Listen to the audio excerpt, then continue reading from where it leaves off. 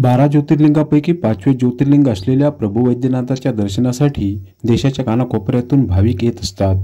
त्याचप्रमाणे आता प्रभू वैद्यनाथाच्या दर्शनासाठी शैक्षणिक सहलीतून विद्यार्थीही दर्शनासाठी येत असतात।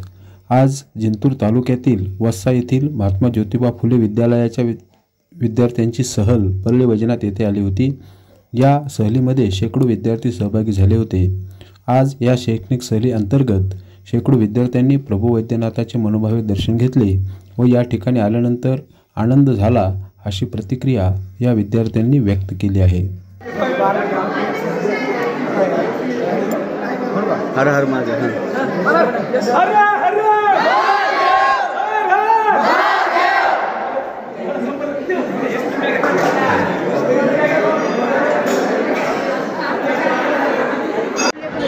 मी दीपिका मुरुळे महात्मा ज्योतिबा फुले विद्यालय वस्सा या गावातून आलेली विद्यार्थिनी आहे आणि इथे आम्ही 5वे ज्योतिर्लिंग वैजनाथ परळी इथे दर्शन घेऊन आम्हाला खूप चांगले वाटले।